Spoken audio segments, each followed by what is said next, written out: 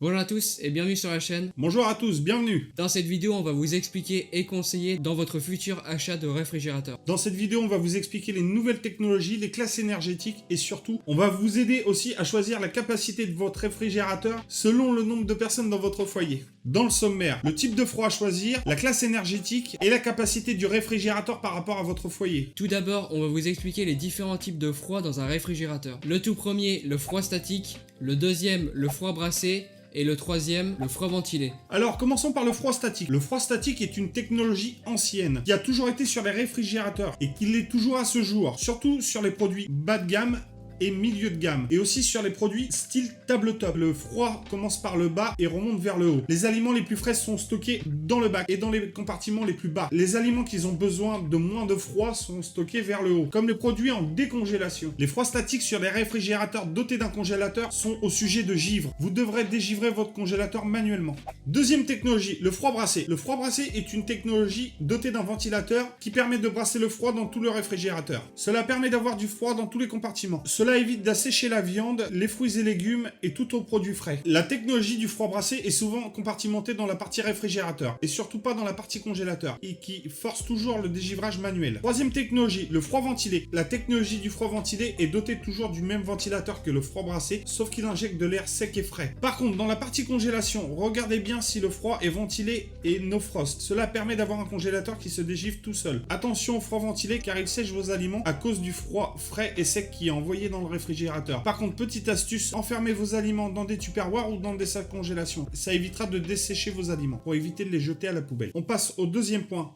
Le sujet, la classe énergétique. Les classes énergétiques des réfrigérateurs regroupent deux points, les décibels et les kilowattheures. Premier point, les décibels dépendent du compresseur du réfrigérateur. Les compresseurs sont différents sur chaque réfrigérateur et certains font donc plus de bruit que les autres. Il faut savoir que les réfrigérateurs qui font le moins de bruit en moyenne sont les réfrigérateurs qui se situent en dessous des 40 décibels. Deuxième point, les kilowattheures sont la consommation en électricité du réfrigérateur. Elles sont classées de F à A3+.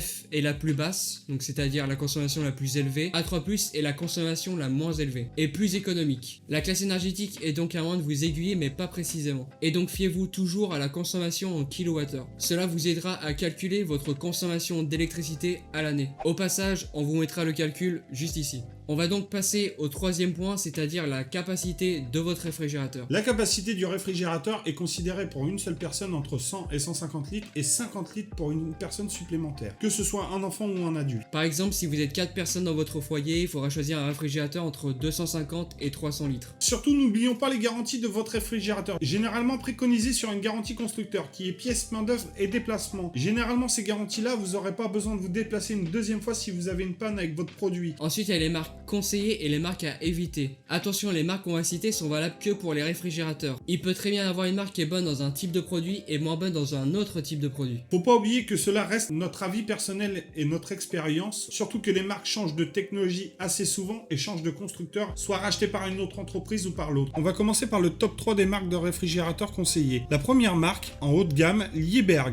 La deuxième marque, milieu de gamme, Bosch.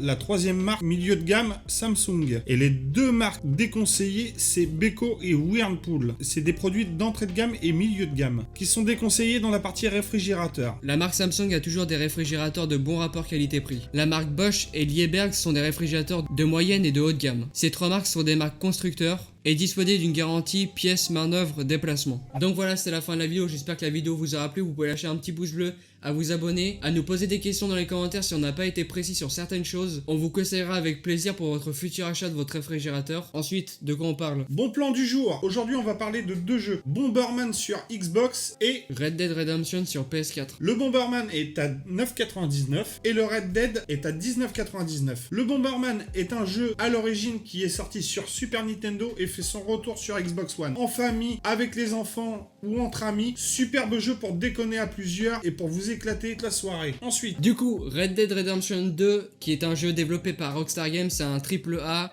C'est un classique. Ils ont il y a pas longtemps en plus mis le multijoueur, c'est vraiment un très bon jeu. Donc n'hésitez pas, il est vraiment pas cher pour ce que c'est. attention, c'est un jeu déconseillé aux moins de 18 ans. Sur ce, on vous laisse sur le mot de la fin. Réfléchissez avant d'acheter.